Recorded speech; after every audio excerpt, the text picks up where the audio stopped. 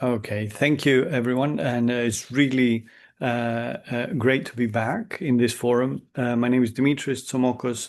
I'm currently at the UCL Institute of Education and the IOPPN at King's College, working on child and adolescent development and mental health. And my previous background is in theoretical physics. And I think some of these sort of contexts or backgrounds will come together in this talk.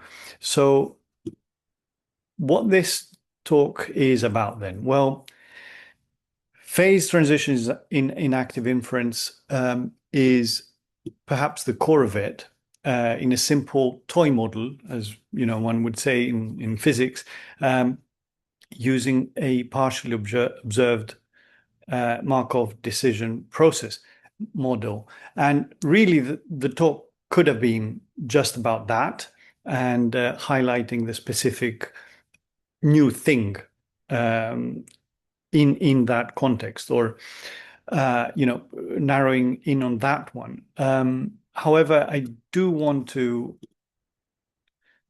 bring this within my sort of interests currently, which is early learning and development, so child development, and what this means more broadly for mental health. So not just child and adolescent depression, that will be the example, but more broadly in sort of precision computational psychiatry, potentially there is an application there. So I'll start by using some motivating examples to set the scene. But of course, in this forum, I don't need to review active inference or sort of motivate why we can take this direction or we'll take the direction I'm proposing here. Right. So I know we have Q&A and sort of discussion after, but I mean, raise a hand and let me know if there's something that's particularly unclear or you want to ask a question through the talk as well. So I'm going to start with this example because, and I should say that the summary of this work, or rather the details of it, is contained in two manuscripts that are currently under review, and I've sent those through. And there are also two corresponding GitHub repos that have the relevant code for the simulations, and also notebooks that go through step by step the mathematics of it. So I'll come back to those at the end and sort of highlight which steps might be particularly informative to look at. Okay, but the balance scale task goes all the way back to Piaget, really, and then its current format in Siegler's work in the 70s. So it's a very long-standing example of early learning. And essentially what it is a balance scale that can take on weights. So you put a ring there, and you have three rings on the right, for example, and that means, and one on the left, okay? And obviously the scale will tip downwards to the right side. So children learn that they can simply look at or count or subitize the number of rings, so the weights, and then if there are more rings on one side, the scale will tip towards that side, okay? And this is referred to as rule 1, and it's essentially a simple rule. More weights, scale tips to that side. Now, the point is that the balance scale task also has the distance from the center as an additional parameter. So in this case, you see we have three rings on each side, but where will the scale tip? Now, we know that it's going to be right again because it's further out, and sort of the torque is stronger. But children take a while to understand that.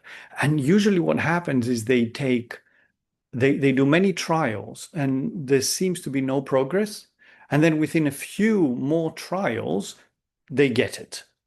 And this happens over and over again. So in many other examples as well. So in this wonderful paper from 1992, Van der Maas and Molenaar proposed that this is a dynamic system, and they used catastrophe theory, five particular signatures of a cusp catastrophe: bimodality, inaccessible region in the middle, sudden jumps, hysteresis, and divergence.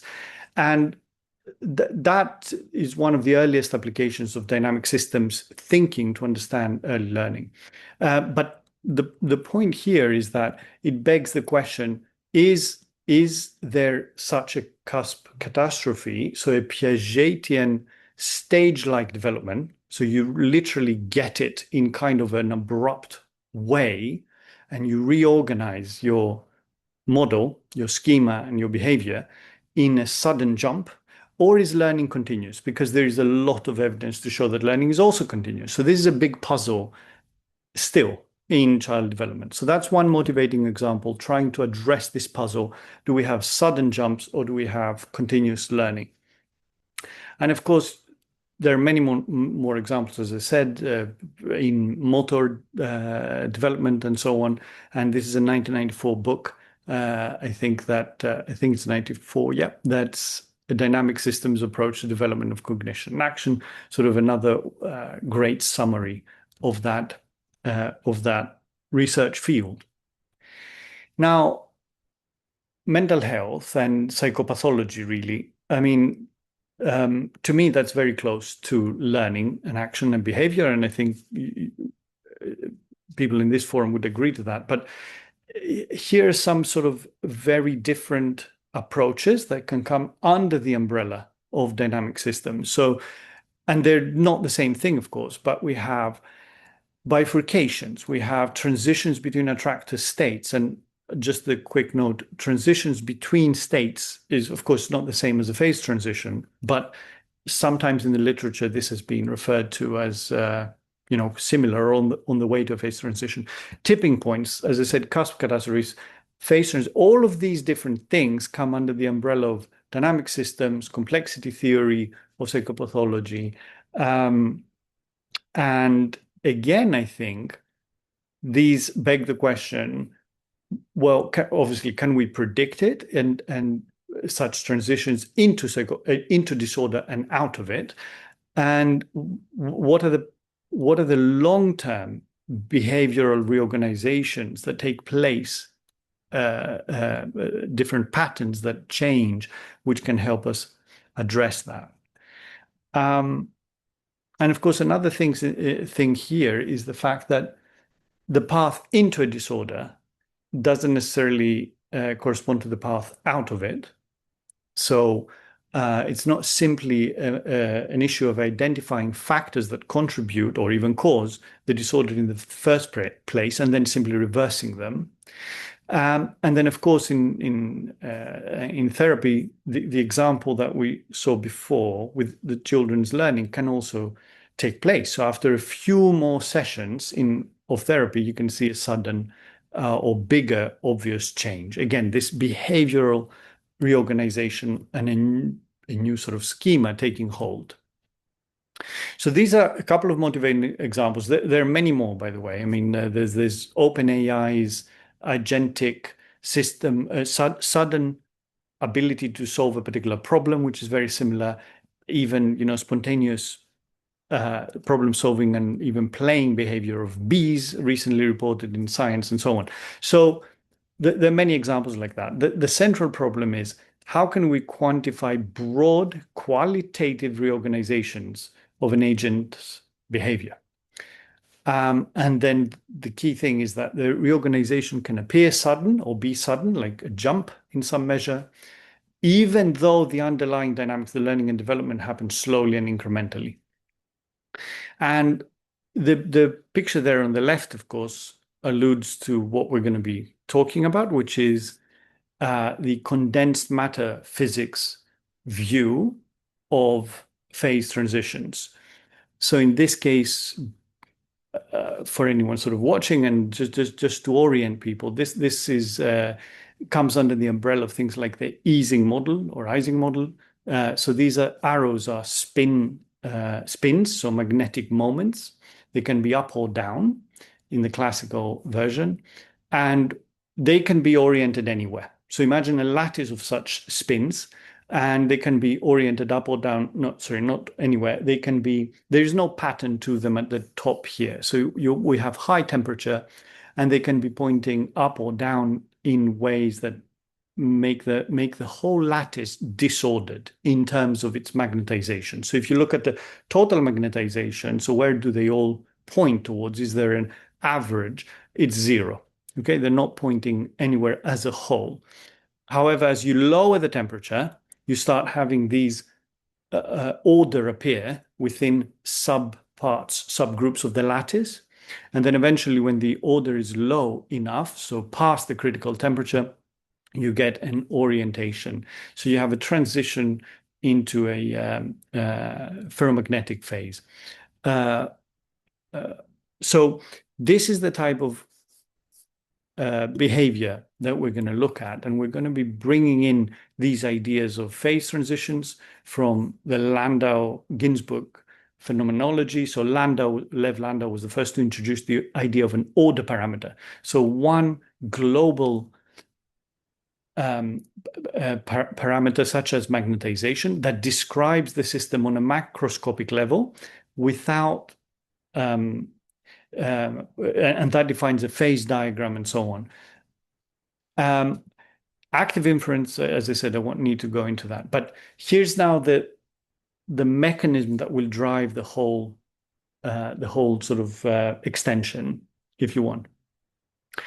So the thing is that we have the child playing around with the scale, trying to figure out how it works. And every time they play with it, so they perform an action, they're selecting the evidence space from the evidence space. So they're narrowing in on a particular part of all the possible observations.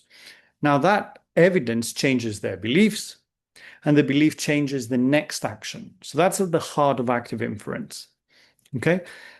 Now, the insight here, or the question I had was, well, there's a loop here of some kind, which is well described in active inference, but can that loop lead to an order parameter, essentially?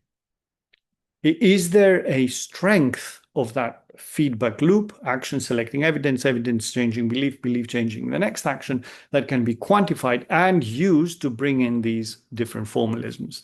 Now, of course, Carl has, for a long time now, cataloged the predecessors to active inference and FEP. And of course, synergetics also makes use of this concept by Lev Landau of order parameter. Hermann Haken comes from the quantum optics lasers tradition, but he built a whole sort of field of study around how to formalize that. So in a sense, this toy model that I'm using to begin sort of exploring that area realizes a particular Landau-Haken approach for a reduced class of active inference models. Okay, that's the main sort of point here.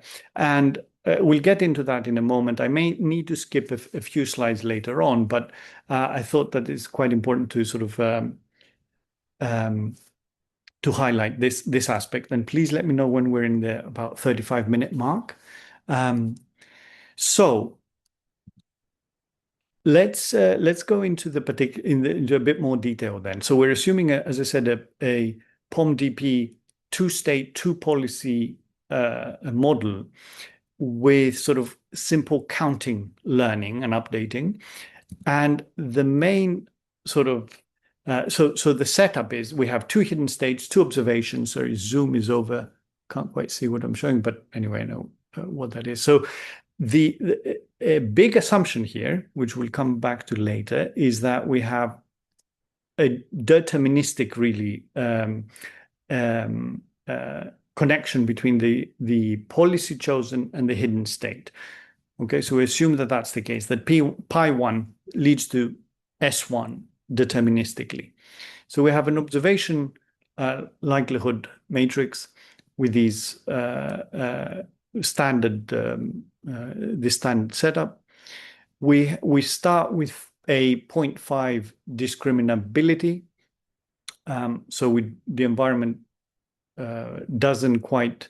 So obviously we don't know the true environmental discriminability. So this parameter P, and that's the one we're trying to approach to find out. So I'm keeping this model deliberately minimal so that the result comes from that coupling between policy and parameter learning. So we don't add any additional model complexity at the moment in order that we can zero in on that. Now, this is the standard decomposition of the expected free energy. We have the risk term, let's say in this case, negative expected pragmatic value, and we have the ambiguity term. So the Shannon entropy of the observation distribution under that column. And we'll come back to that term in a moment as well when we talk about the loop, the coupling function. Right, so policies that lead to preferred and unambiguous observations have lower expected free energy, and those are the ones that are favored through the standard function. So in other words, we want this delta G, the difference in expected free energies, we need to calculate that in order to find the probability of each policy. And the policy then is selected on that basis, on that difference, and we can show that it decomposes the risk factor and the ambiguity factor decomposed in this way. So as we've said, the agent's policy determines which part of the environment it samples, and then which column of the likelihood matrix A gets updated. So policy 1 takes the agent to state S1, generates an observation drawn from that distribution, and then updates the parameters. Now, the key move, in two parts. The first one is we define this parameter Z. So Z is simply a rescaled phi, which is the index of the fraction of experience denoted to pi1. So the more the agent chooses pi1, the more evidence n1, the higher the n1, and therefore the fraction of experience is allocated to that policy. Now, if Z is 0, we have equal sampling. So rule 1 in the example of the balance scale task from child development, Z equals 0 means the child is interpolating between the two rules, this simple rule of just counting the rings in the scale versus the more complex rule of identifying the importance of torque. So how far away we are, how far away we put the rings from the middle. If we have Z equal +1 or -1, we have commitment to one strategy over the other. Okay, so the idea is that if we capture this, can an order parameter be defined on that basis? Because if you go back to the idea of those spins, right? Those counts, the N1 and N2, effectively are equivalent to those up and down spins. And then Z would be the total magnetization. That's the basic insight here. So the chosen strategy determines which counts grow, the learned discriminabilities become functions of Z, and then we have this, what I've defined as developmental time, again, motivated by those examples. So tau is developmental time. Now that's essentially the learning action feedback loop becoming explicit. Now, as I mentioned before, there are these repositories that have the complete step-by-step derivation of all these steps here. And we can go back to them and sort of discuss if needed, but I'm pretty sure that everybody here understands what basically the main move is. Now, what follows then from that definition of Z is that applying a standard condensed matter Ising type or Curie-Weiss technically mean field closure, we get the standard Ising essentially phase diagram, self-consistency equation that is exactly the same with certain identifications. So as I said, the Z, that intuition is basically quantified in this way, that the Z is equivalent to the magnetization. How many spins are up, how many spins are down, global order parameter of the whole lattice. And in this case, the lattice is, or more like a chain, of course, in this case, the rule 1, rule 2. And then the second sort of motivating example, we replace rule 1, rule 2 with essentially approach behavior for an adolescent. That would be, motivation in school, having, going out, friends, and so on, versus withdrawal. So just to finish this part, let's make some identifications. So if Z is the sort of magnetization, you can see how we have at Z equals 0, the two policies, rule 1, rule 2, being equally, and the corresponding observations from the environment equally sampled. So that's like the paramagnetic phase. The spins are pointing up and down almost equally across the lattice. In the ferromagnetic phase, we have all of them pointing up or down. So that's essentially this absolute Z being 1 or close to 1. That's stable rule use or stable behavior in the adolescent example. Now, the thing is, and that's why I mentioned about the fact that potentially the path into a disorder and the path out are not the same, is because, of course, we have forward thresholds are not the same as the backward one. So reversibility of learning, essentially. If you learn the more complex rule, you can't go back to sort of just using rule 1. That would be indicative of a much different process, a different problem. And then we define things like the susceptibility, chi, which tells us what's the sensitivity to perturbation, and the variability before a transition, think early warning signals here, that type of thing. And then these are the standard sort of mappings, if you will. If you see that correspondence between the order parameter Z and magnetization, then obviously inverse temperature is related to half precision. In our case, we have that factor of 2 there, or a half. And the interpretation in our examples is cognitive decisiveness, essentially, and the consistency of response to the task or to the behavior in the adolescent example. Temperature, the higher the temperature, the more randomness in the behavior and variability between the one trial and the next. External field at the bottom there is the bias. It needs a very particular sort of parameterization to make the mapping, but it's straightforward. So we have environmental or motivational bias or curriculum difficulty. Now, the key thing one is the coupling constant. So in the Ising model, the coupling constant is the coupling between the spins. So if one spin is up, how likely, if you want, is the other, how strong is the coupling that drives the neighbor to be up as well. So similarly here, we have this coupling between one trial and the next, and that brings us to the learning action feedback loop, which in the manuscript, perhaps unfortunately, have done a curly G, which is not great in retrospect because it's similar to the G for the expected free energy.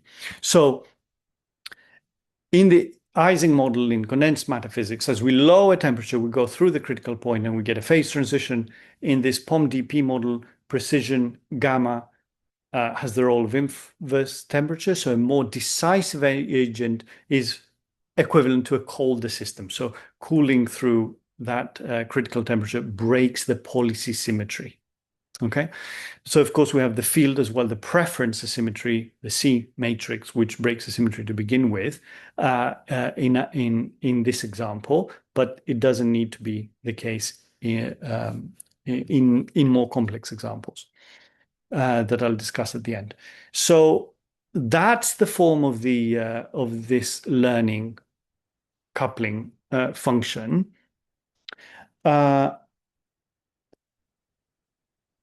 So as I said, remind me when we're about the 35-minute mark. I think we do have some time, but the the format here, we can go into it separately or later if you want, but the thing is, as you can see, developmental time comes into it. The mean, the average learned discriminability at z equals 0. So at the near the average magnetization being 0 is it has that form and depends on P. This looks like a probability P, but it's the discriminability. So this P, that P there is the discriminability. Now, and this is the form. So if we plot this out in terms of the average discriminability and just using the 1/16th PIMDP default there, that's how the coupling function sort of behaves. This red line here is essentially the line that below which you can't get a phase transition.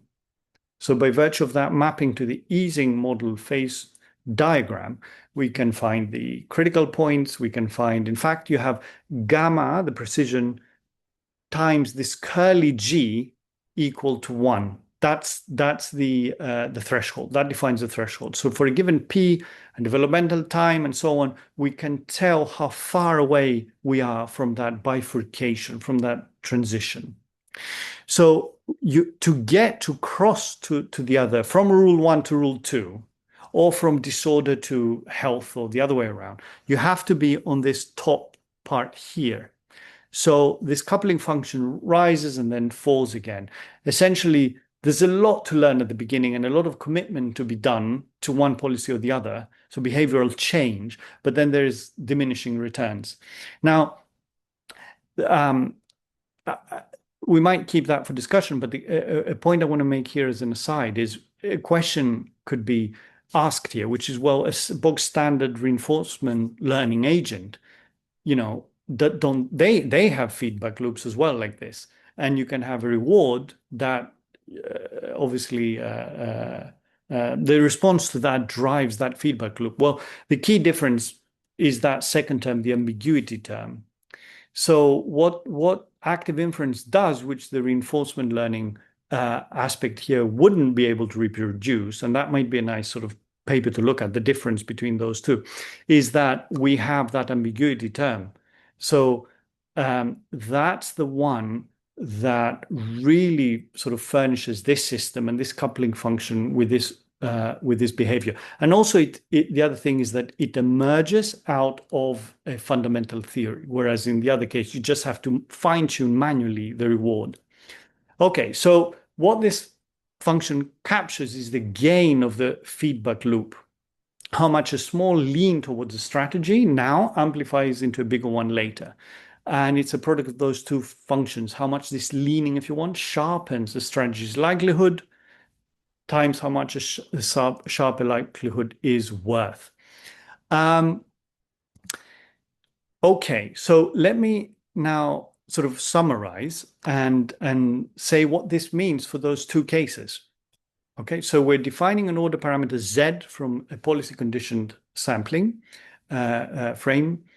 We apply mean field reduction to those learning dynamics, and we show that the policy selection becomes a self-consistency equation that maps the system essentially to an Ising model, and we get the bifurcation, the cusp catastrophe structure. And it all comes out of this definition of the Z function, the count of those policies. We have, and then Z really is capturing this commitment to one strategy or the other, equivalent to that magnetization.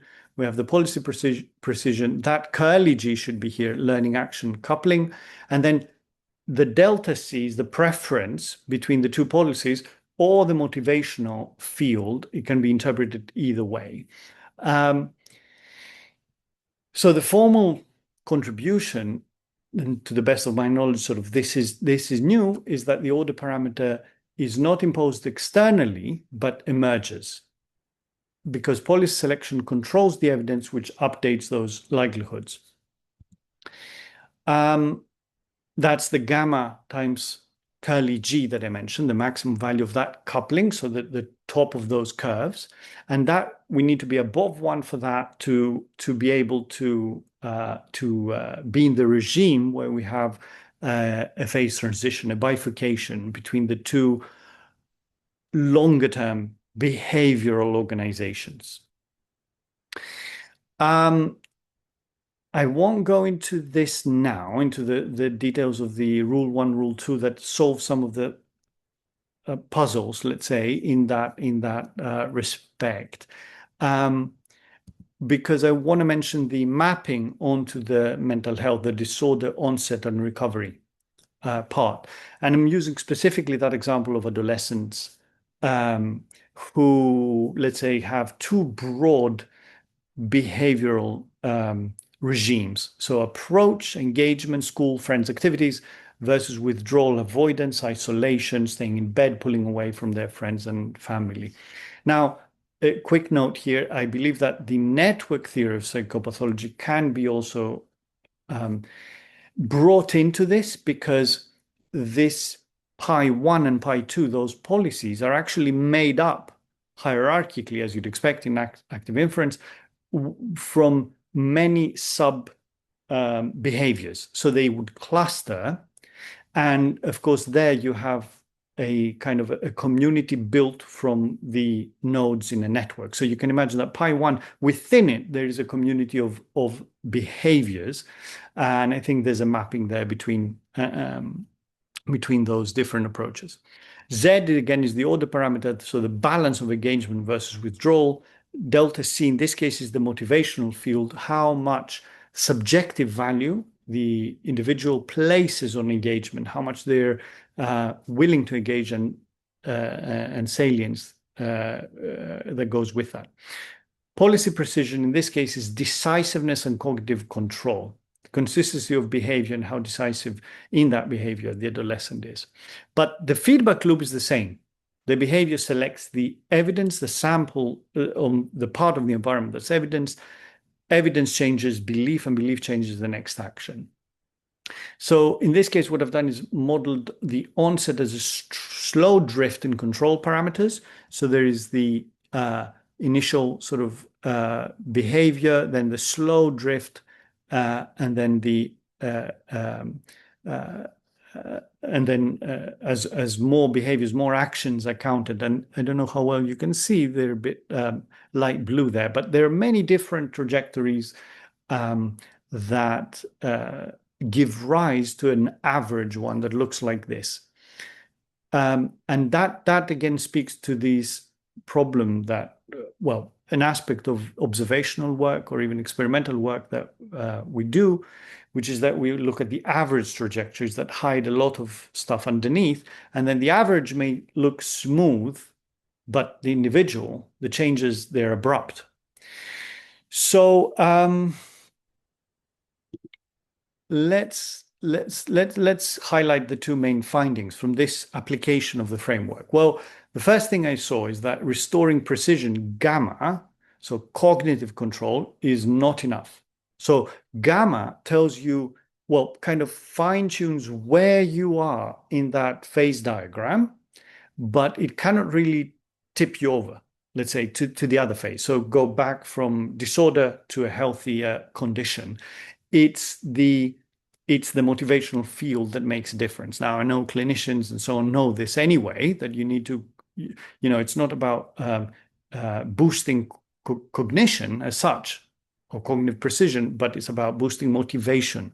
And then the illness duration aspect of this, remember we said that the path and duration and the path out of disorder is not the same as the one in. Well, again, that falls off as a result of this approach with that asymmetric memory. So if the strategy specific retention essentially makes recovery cost grow with duration. So if you remember, let's say, the consequences of one of the two policies more than the other, then you get that hysteresis in the disorder reversal, or going from one regime to the other.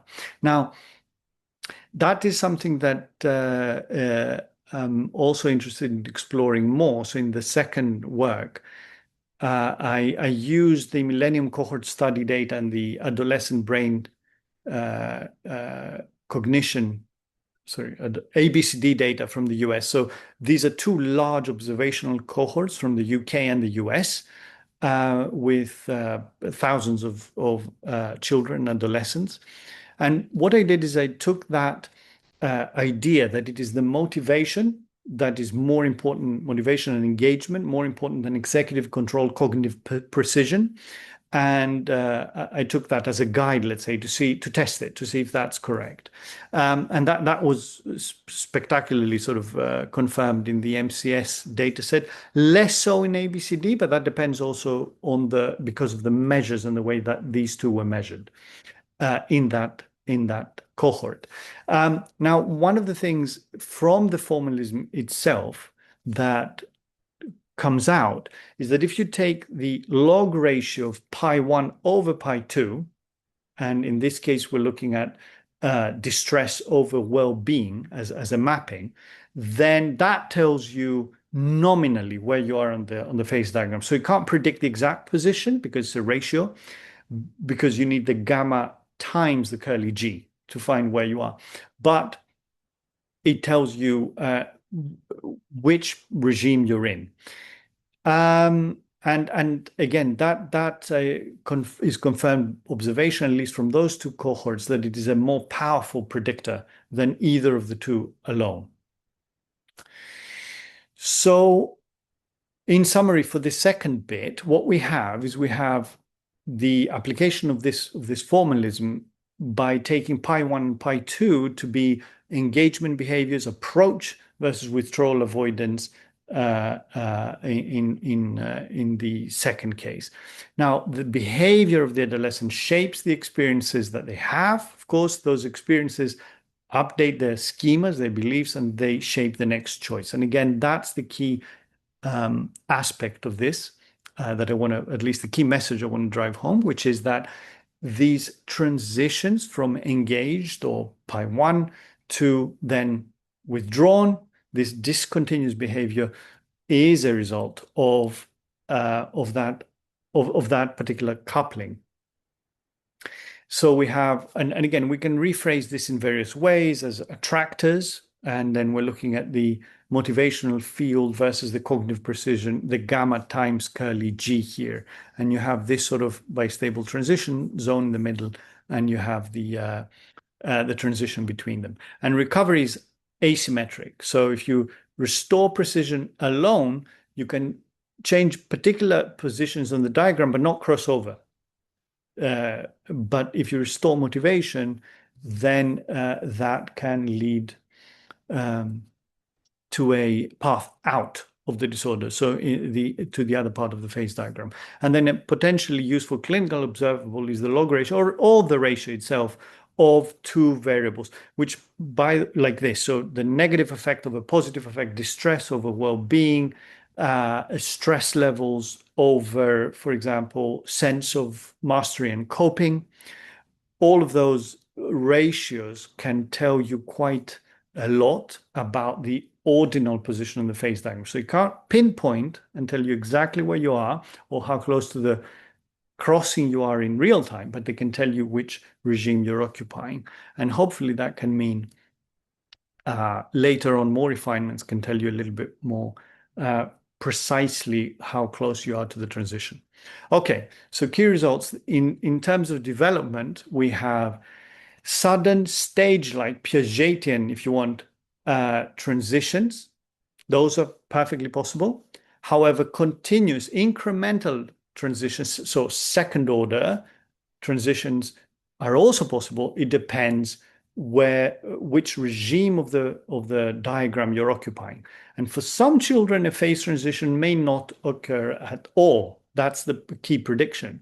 So again, this makes me think of potential extensions into treatment resistant aspects or neurodevelopmental conditions and so on. In psychopathology, the same thing. There can be continuous drift into disorder or a sudden deterioration depending on where we are in the phase diagram. And of course, disorder onset, what gets you into the disorder and what takes you out of it, can be asymmetric and therefore need different tools. It is not a matter of just identifying the factors that got you into it and reversing them. Now, again, this has many potential extensions, obviously, but as is, I think, inherent in active inference, those parameters, the gamma, the policy precision, the delta C, the preference field, all of those things, the priors and so on, they're essentially able to encode biological, psychological, social factors. So I'm wondering if those large observational studies, for example, if one were to take the genetic indices that we do have in Millennium Cohort Study, it's just that we don't have very frequent waves. That's the main problem. But still, the goal here, or the wish, would be that we can identify those parameters for particular individuals or groups, and we can see the connection between the parameters and life circumstances, genetics, and psychosocial factors. Now, of course, there are many limitations here. We've talked about the fact that we have only 2 states, 2 policies. We assume it's a standard one, but it's still a mean field approach for a single agent. Policy precision is treated as fixed, so gamma is fixed, which I know in active inference, gamma is also updated and can drift. And we didn't use the empirical data for the developmental work for the rule 1, rule 2. We only used it for the second one. So potential extensions here is we can move to more than 2 states. And then, of course, that would mean that, like we got the Ising model mapping from the 2 policy, 2 state POMDP, we would get a POTS model. So I've began work on that, and it's clear that there is a mapping there as well. So we would inherit that diagram, and that allows for a genuine first order transition as well. So that's quite interesting. And of course, in psychopathology, more than 2 states is also highly relevant. So in the adolescent case, we would have internalizing, externalizing, and attention problems, for example. Multi-agents. Now, note this is, and last time I was talking to this group, Carl, you mentioned the work, very exciting work by Connor Hines and collaborators, spin glass systems as collective active inference. This is very different from what I'm doing here, but then of course there is a lot of potential overlap if it is extended in that direction. So the overlap already is the fact that you do have spin systems, but there the spins are agents, and the single agent, the individual, is one spin among an environment of spins, so the other agents. Whereas in my case, of course, it's one agent all along, and the spins are trials essentially. Find more and intensive longitudinal data to do exactly what we said before, the parameters estimation, and that would move us more into precision psychiatry predictive prediction models. So that's the end. It seems we haven't reached the 35, so that's good. I think I have some extra slides we could go into, but these are the 2 main GitHub repos with all the detail. We might go into them if we need to as well. And yeah, thank you very much indeed. Thank you, Dimitris. Let's all of us give Dimitris a round of applause for his excellent presentation. Great. So now we are transitioning into our Q&A. Let me see if there are any questions from the audience currently. Please raise your hand or just unmute yourself. There you go. Jerry Nevins, the floor is yours. Yeah, thank you so much. A fascinating presentation. So thank you for that, A. One question I've got for you is, is the learning prior, is that a floor there? Like so like something I'm just questioning is like we're looking at Yeah. some stuff in marketing, a lot of the same Mm. processes there. So that's why it's really interesting here. So that's why the question. Yeah, absolutely. So the learning prior in this toy model, if you want, is just there is no experience, no knowledge baked in at all in this case. So it's just um, we start from an agent that doesn't have a prior sort of input.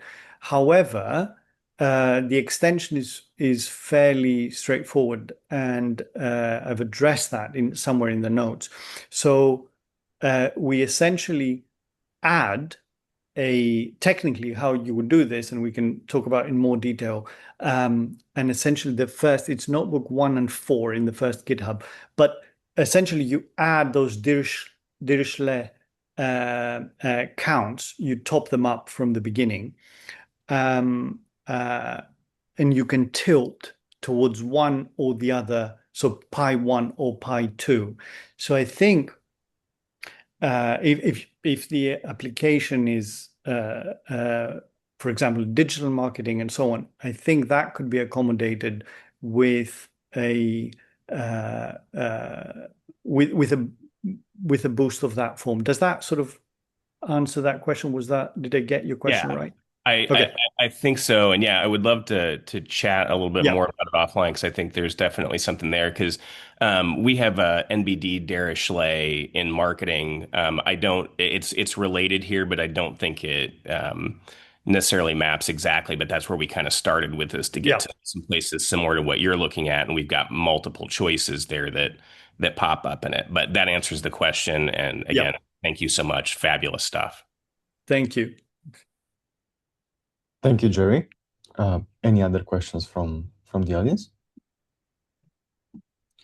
Until people collect their thoughts, maybe I have a clarification question on the use of the word emerges on the formal contribution slide. I think it's slide 23, Mm.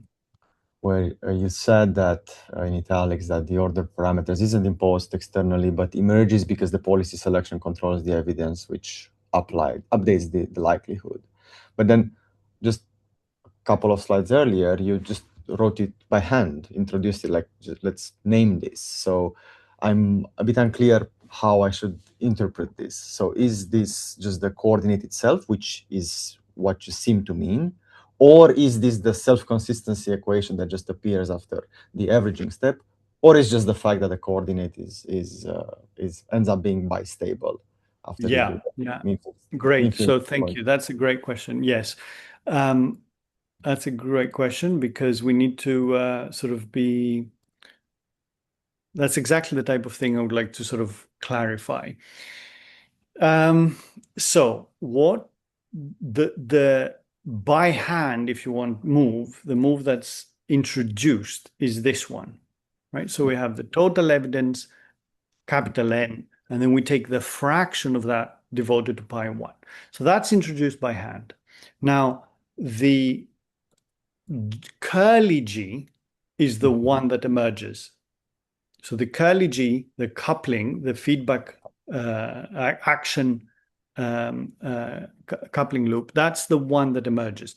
How does it emerge? And that's why I only put this bit of the repo here, because this is section 5. There are multiple ones there. What happens is, of course, we have an equation for the rate of change of that fraction of the experience devoted to pi 1, and it really comes out of this one, because the moment you have that, you can then define the learned discriminabilities in terms of the phi, and then you proceed from there. So the learning action, and if I think we have time, let me know if you want to go into it.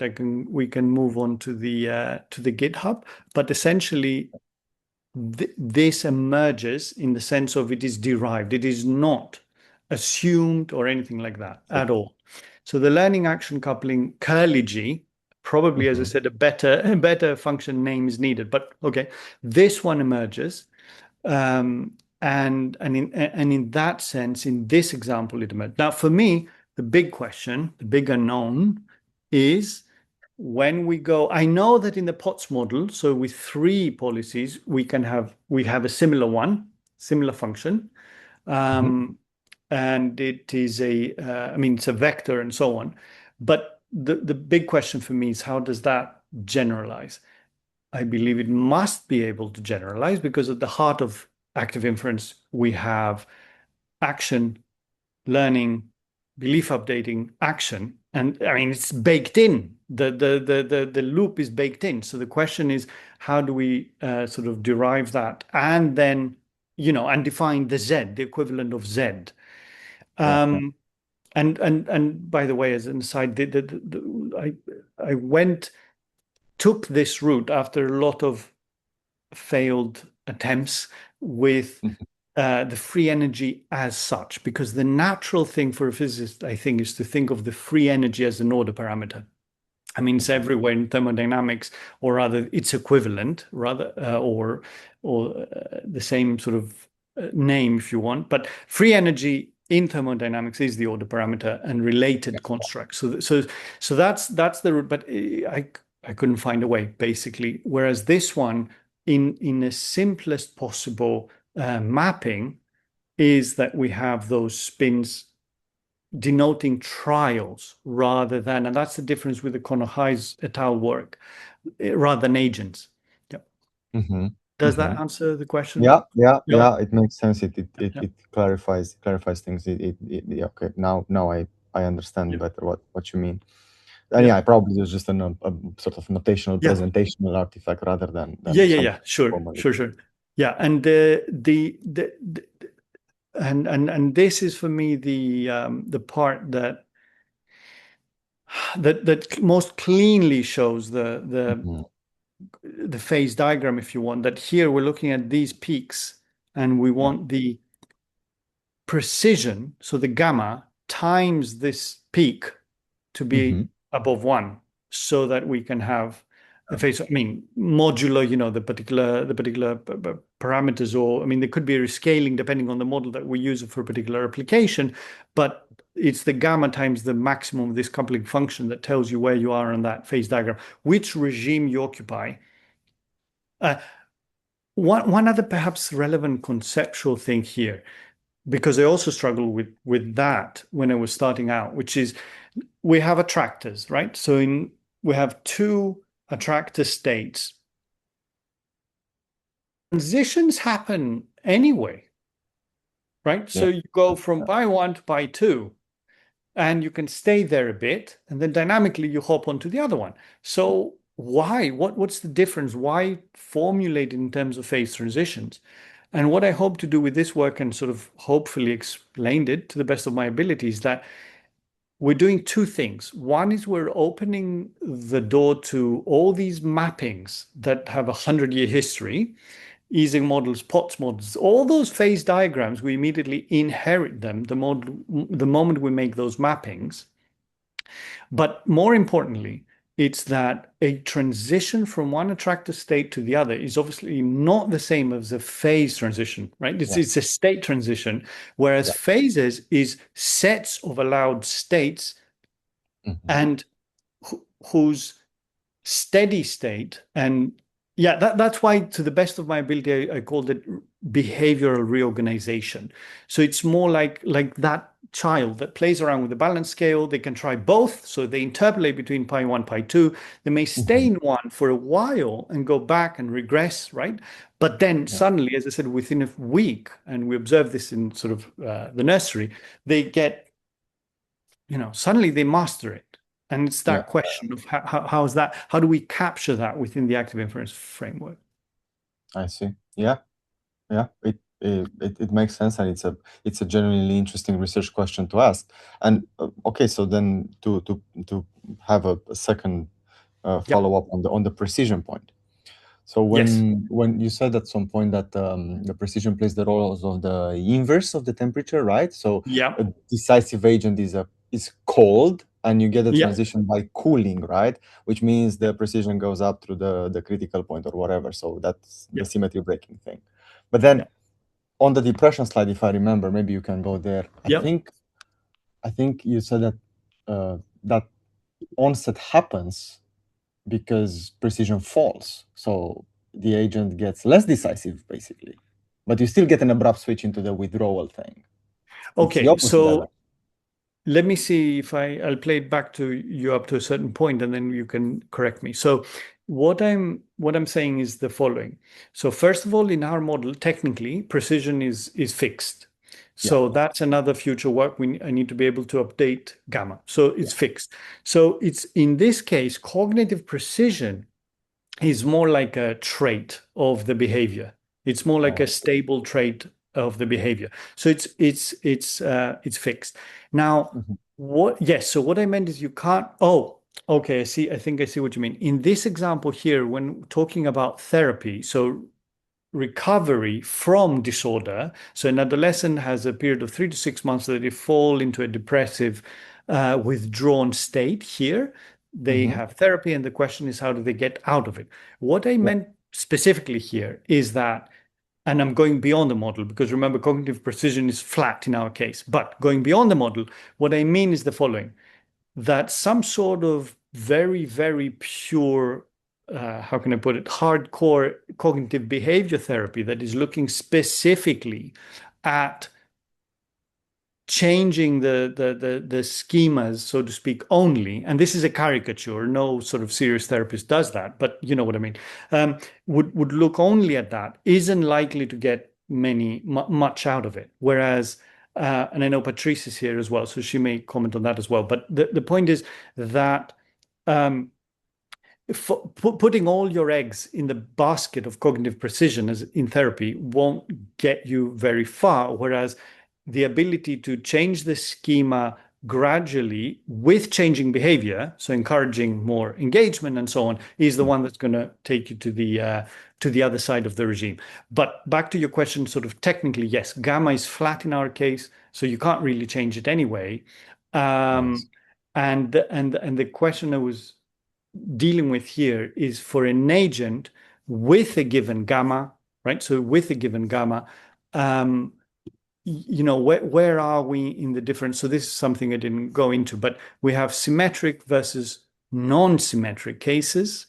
We have the standard gamma, again, fixed, and then we're plotting against, and discriminability fixed, and we're plotting against time. And the only difference here is whether it's symmetric or asymmetric. Now, similar plots can be, I have in the paper, with different values of gamma, but again, they're assumed fixed. Yeah, I see. Okay. Yeah. Thanks for answering that. Thanks. Are there any other questions from the audience? Let's see. Please raise your hand. Hi, I still can't figure out how to raise my hand on Zoom. Go ahead. I'm sorry. I'm on my iPad. I have a resident over my shoulder that I'm supposed to be observing, and I just took a patient phone call. So sorry, I was a little distracted. But Dimitris, this was very interesting. And I have to go with your pictures, okay? Because the math, I do understand the basics of it, but sure. And I think that your phase transitions in youth mental health is one that is really important, and I think can be used in mental health. And the idea of the restoring precision alone also goes back to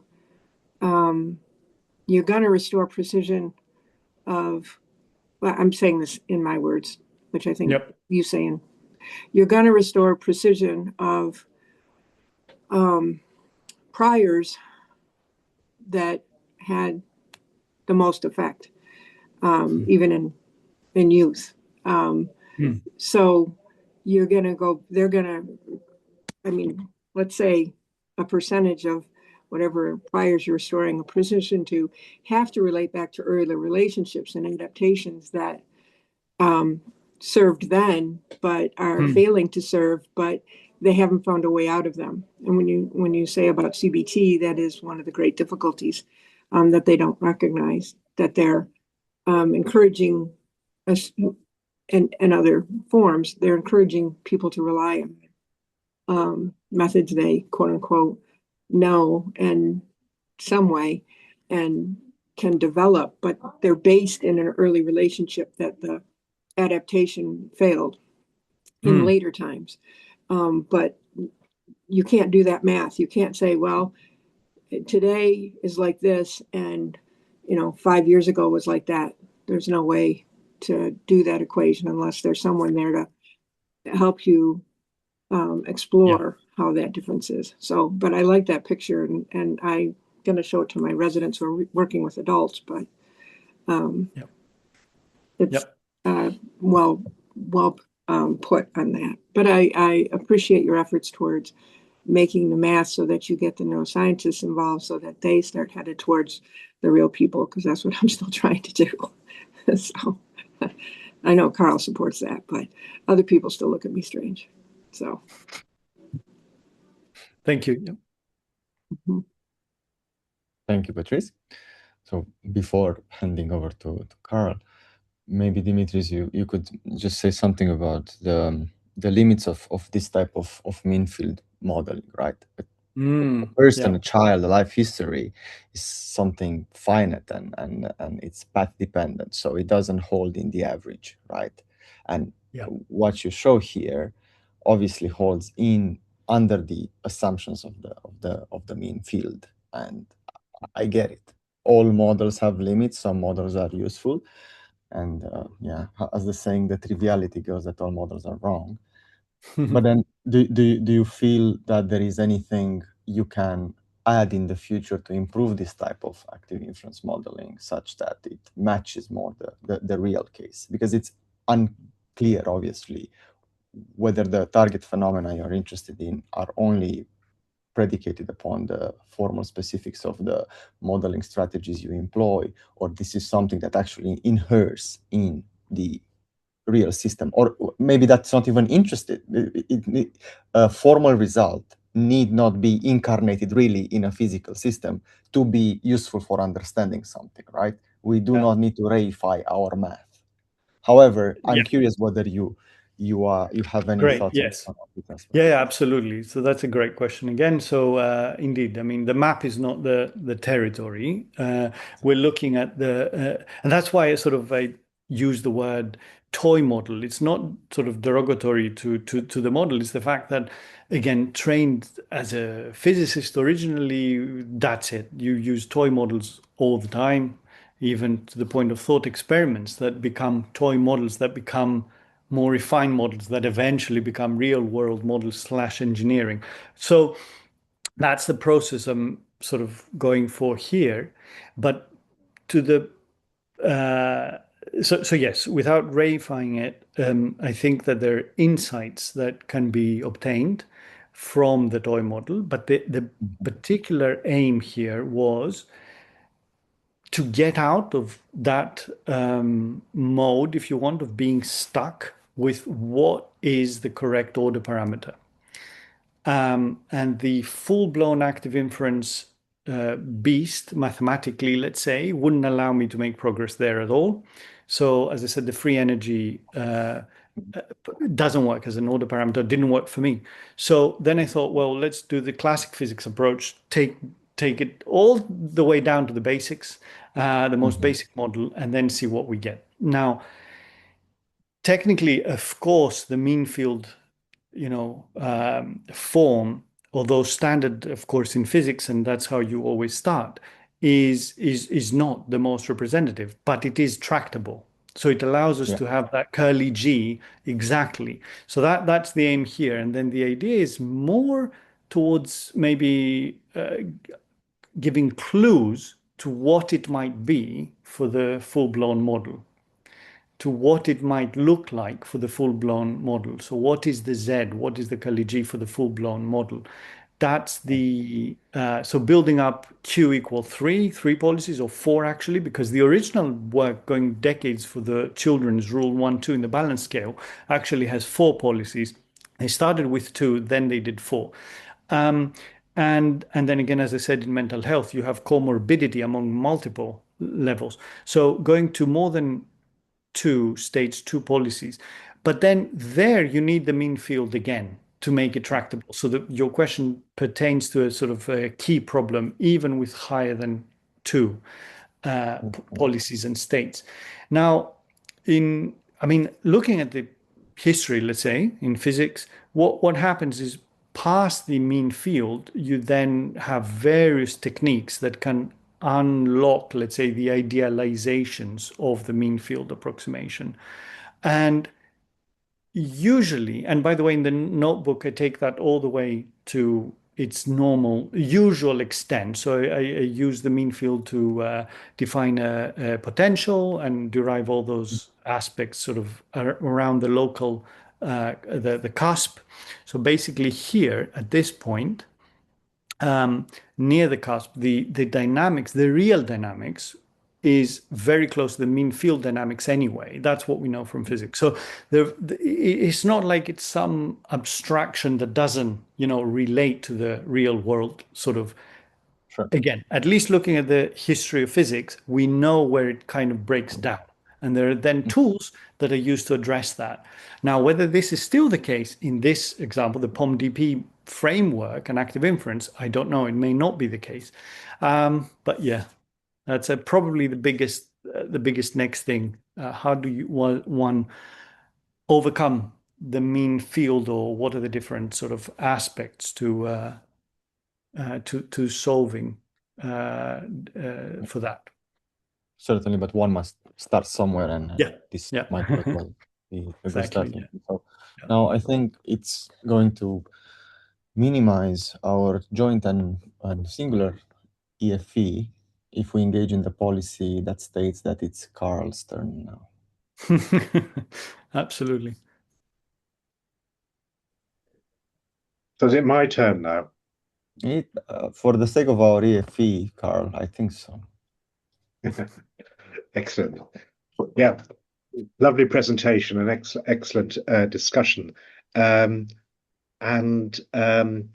Yeah, I think that some of you understand this better than I do, because there was there was so much enthusiasm to get to the grand conclusions that a lot of the little technical details escaped me. So I'm going to just indulge myself, just asking a few sort of really basic questions.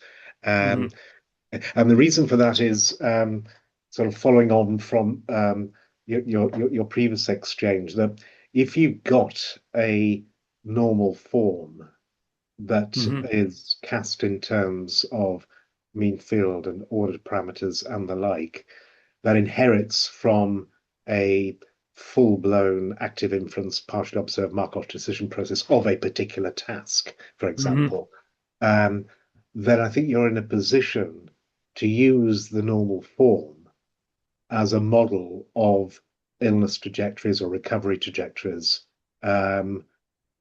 without having to worry about all the detailed computational phenotyping and all the variables that are entailed by a full computational phenotyping under a particular active inference or partially observed MDP of a particular task, for example, or and that potentially could be a very interesting application.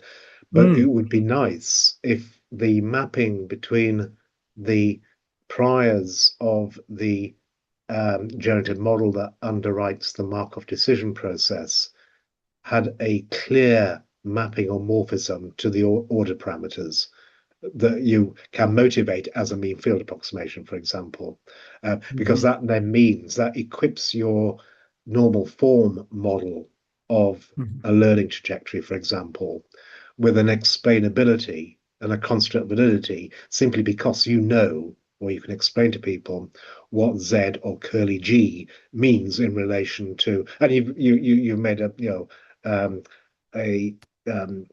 evident attempt to do that by actually listing a narrative description of confidence in and decisiveness and the like.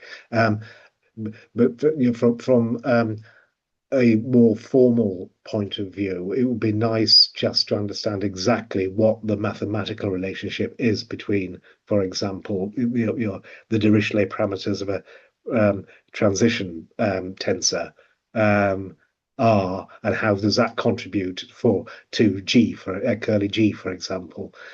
So that's why I'm asking, just to understand how feasible would it be if I could give you a particular active inference model with the Dirichlet priors in play, and a particular task, and from that you could derive the order parameters and the likely trajectory of those order parameters over developmental time.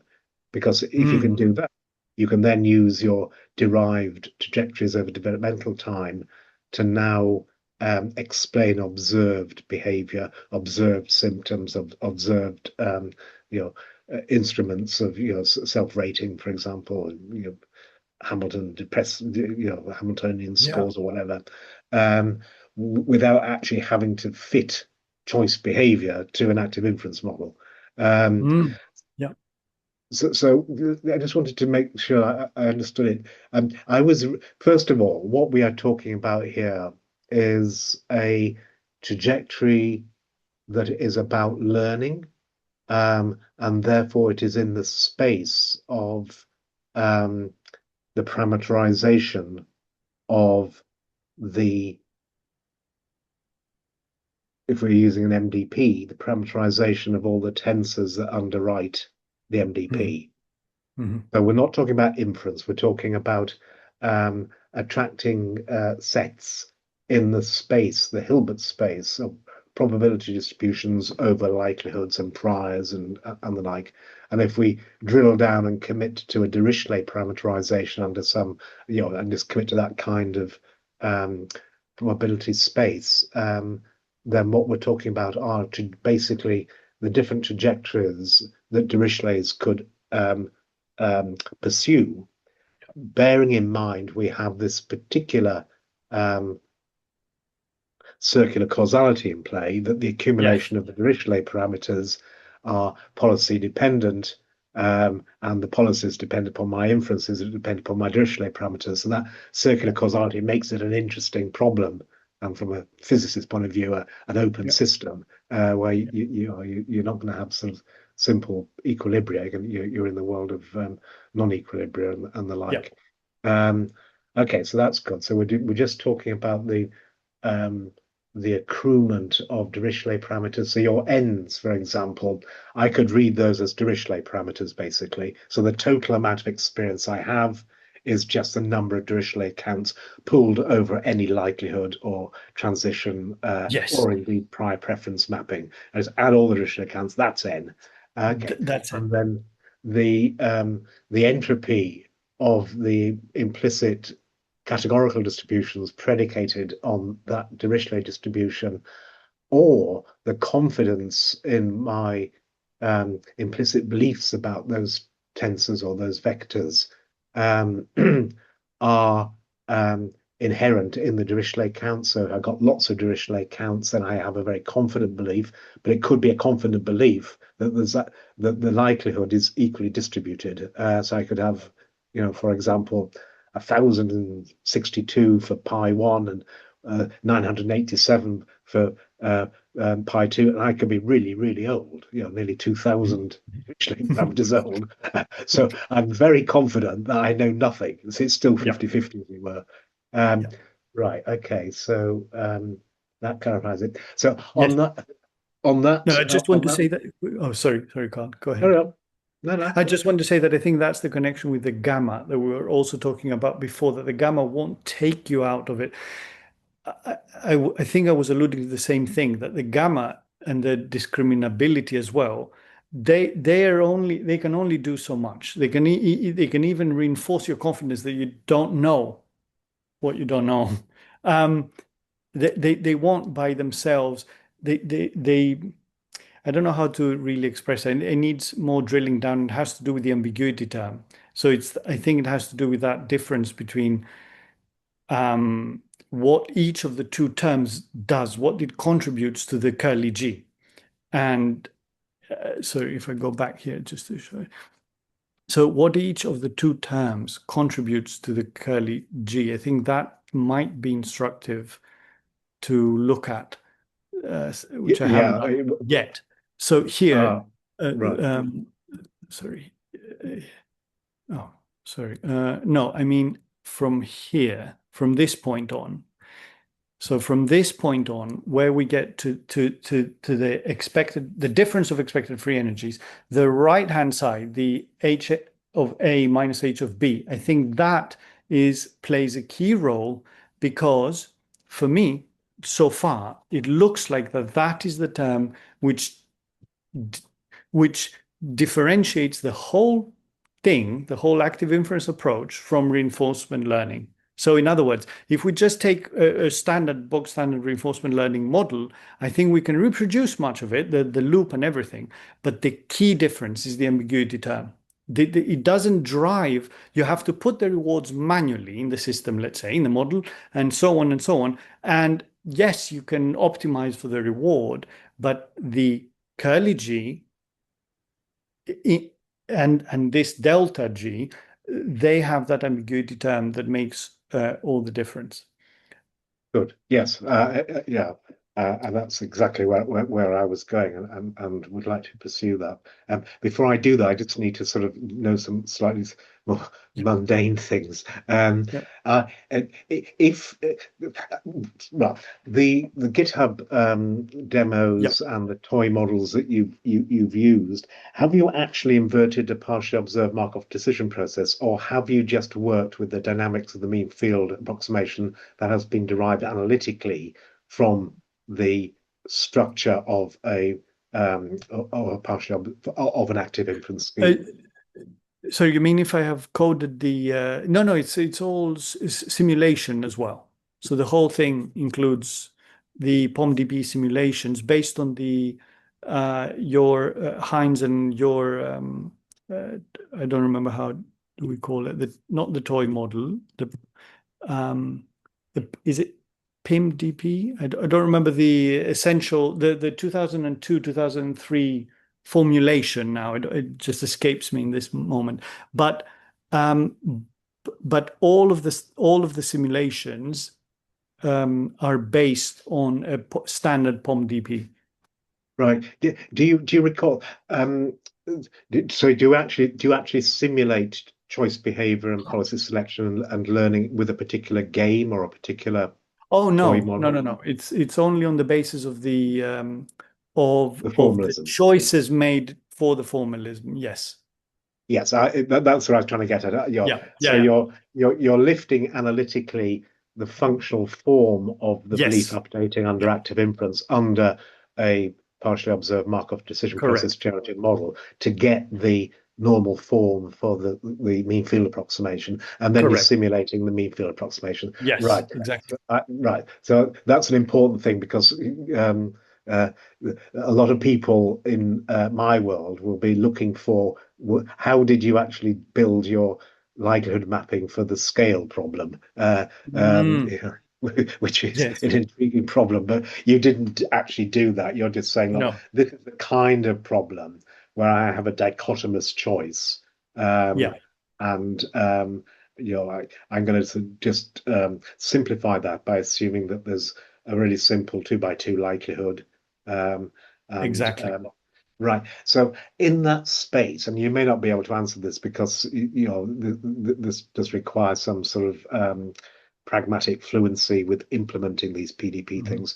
But for any generative model, like, it's going to be a likelihood mapping. There's going to be some transition priors, and the transition priors are conditioned upon the actions, and the actions are selected in the simplest sense with a sort of one step ahead policy by the policy, and then you have your preferences, all of which can be encoded in terms of respectively a likelihood tensor, a transition tensor, and a preference vector. Of these, which would you associate the Dirichlet counts, the ends, with? So I think I may have misunderstood you, Carl. Is what you're asking whether I have used the C matrix and so on in a particular way, sort of in this way? Because in that sense I have. So all the simulations, they have parameterization of the C matrix, the B, the C, the D, and so I have done that because the mapping, the mean field doesn't take place unless you identify these aspects, or rather couldn't proceed without identifying these. So my C matrix is precisely this. Is that what you mean? Yes, it is. Right. Okay, So you yeah, do have yeah. explicit A, B, C, Yes. D Yeah. parameterizations. Sorry, I misunderstood Excellent. that. I do have to have the transition probabilities, otherwise I couldn't have.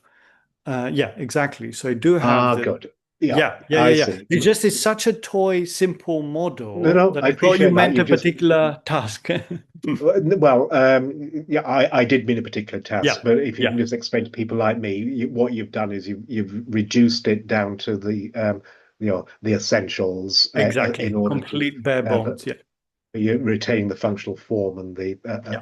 of everything. Excellent. Okay. Um, so the n's, if I had to associate an n with the Dirichlet counts over these A, B's, and C's, Hmm. is it all of them, or just some of them, or is it in the preferences, the C vector, or is it in the um, Well, the okay, the C vector is just in terms of the C1, C2, the preferences, but the Dirichlet concentration parameters, um, they enter through, and this goes back to the question around priors as well, because we can assume that there are prior observations on top, but no. essentially they enter through the alphas and betas. Right, Is so that the what? alphas. Yeah. Do I take it? I'm sorry to be so sort of pedantic about this. No, It's no, that's just that fine. Yeah, please. the likelihood mapping is not conditioned upon policies. So I'm trying to understand how you associate your n's, if they are simply the number of Dirichlet counts that are accumulated, in a way that's conditioned upon policies, whereas the B's are. So I'm just trying to understand what. So, for example, what's the alpha and beta here? So the What do, yeah, good. What do they stand for? Oh, so I see. these are You the parameterize concentration. the likelihood mapping. I see. Yeah.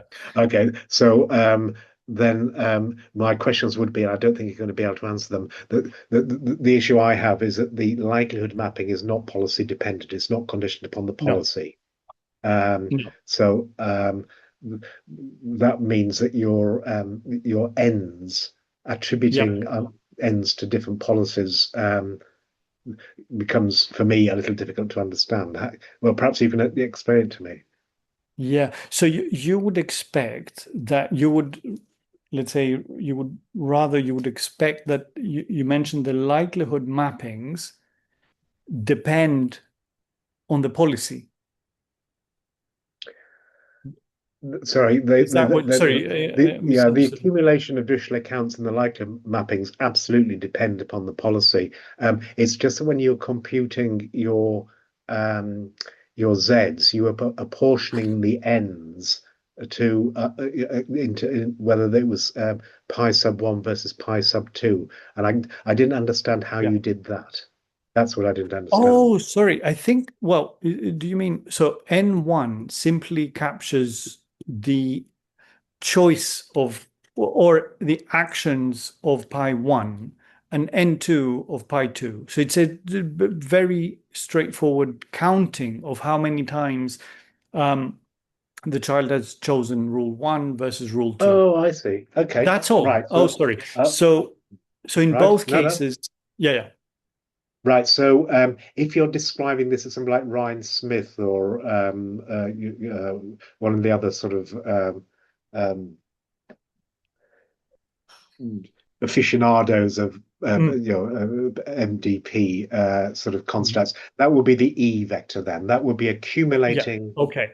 the knowledge, the prior knowledge about the kind of thing I do in this context. And we start Okay. off we start off with, so the policy selection can be expressed as a softmax function of E plus gamma G, where G is the expected free energy, and and you can accumulate. You can see yourself making this choice, even if you're incredibly naive and very, very unconfident. But you sort of see yourself in this context.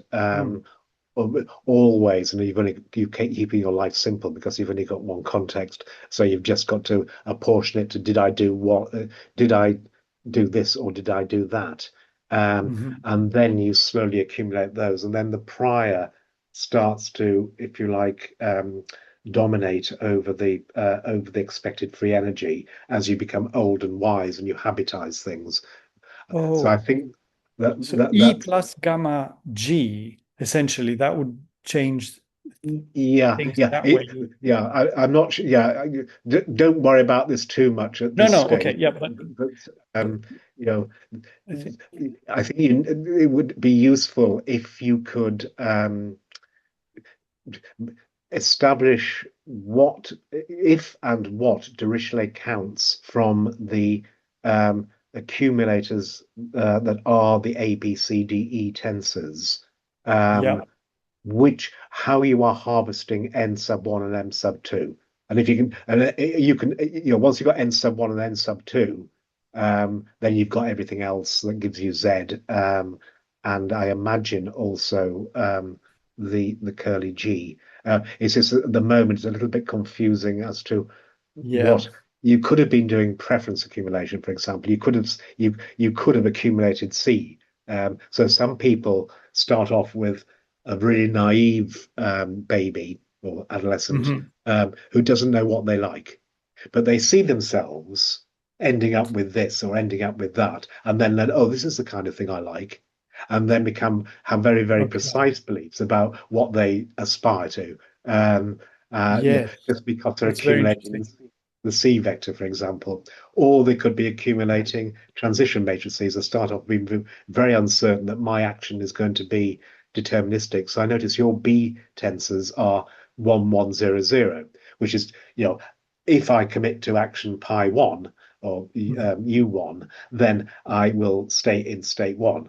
But you could have had another set of priors over the B. So I start off with 50-50, but then I see that acting in this way means that I always end up in this state, and acting that way means I always end up and build those. So you could generalize the harvesting of N1 and N2 from different tensors and give it a different interpretation.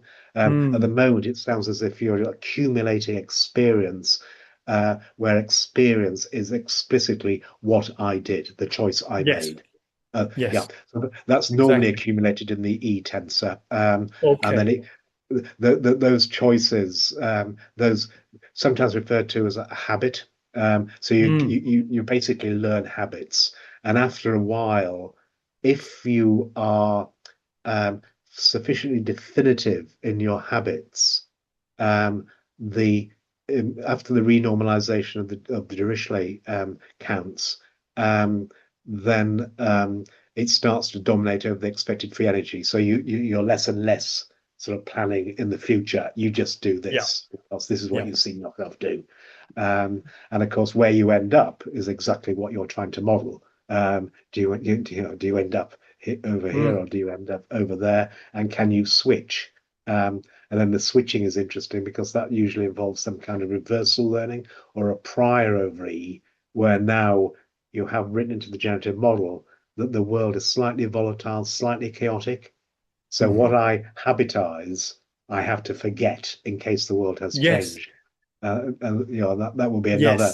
That was the asymmetric retention aspect in the disorder. That would be that's the one. So the when delta C is not the preference. So if one policy is retained more strongly than the other, then that's exactly what gives the asymmetry in the recovery path.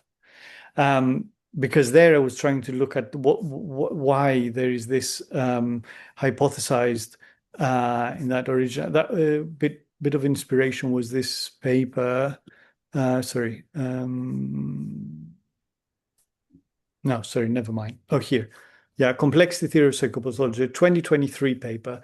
And they actually go into the synergetics, essentially. So they use that synergetics aspect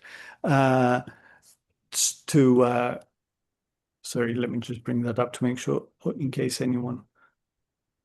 But it is all theoretical, so meaning it's not particular. It's not so Journal of Psychopathology and Clinical Science 2023, all FOF.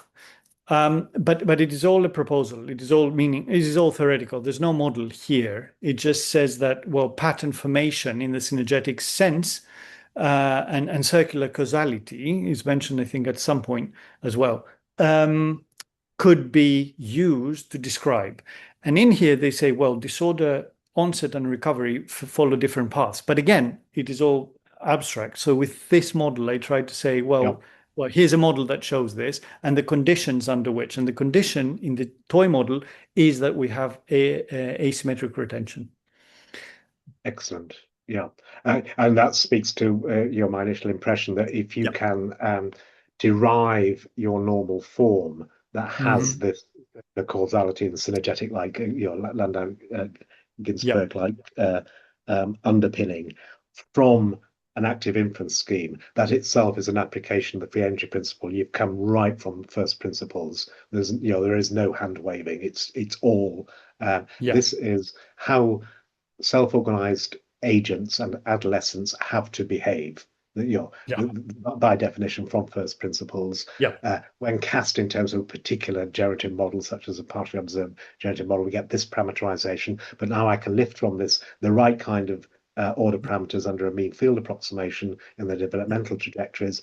Now I've got right from first principles, no hand waving, circular causality implicit in the Markov blanket. You have to be there. That's exactly, and now you've got a normal form for developmental trajectories or illness trajectories.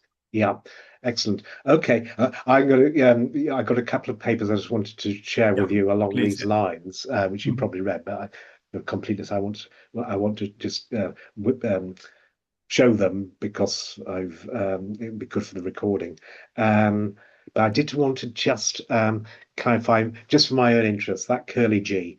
I can see that if you can get that sort of Ising coupling parameter in play, that's going to be really important. And my intuition was that it is, referring to the notion of a chain. It's really the coupling over time, is it? It's the coupling between effectively some Dirichlet counts from one trial to the next trial. Is that?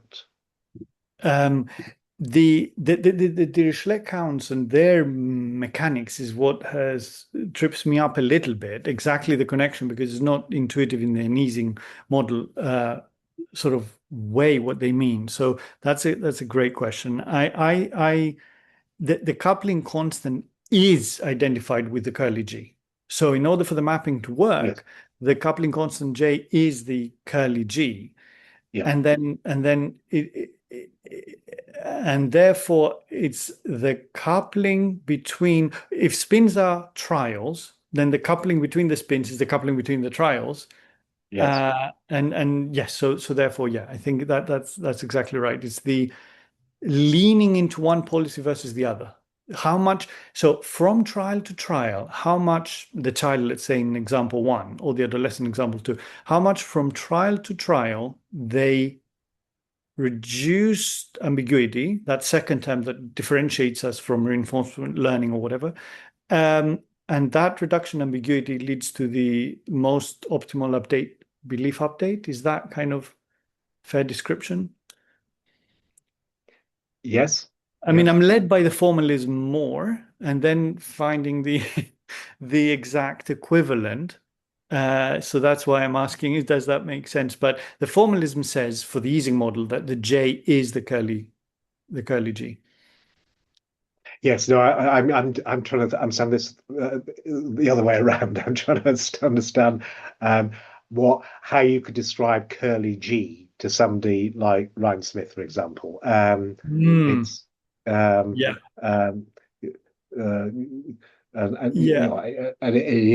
embeds all the circular causality, and and the transition dynamics and the rate at which you accumulate evidence and you accumulate Dirichlet parameters, and also the confidence that you have in your policies. So it's going to be a very complicated thing.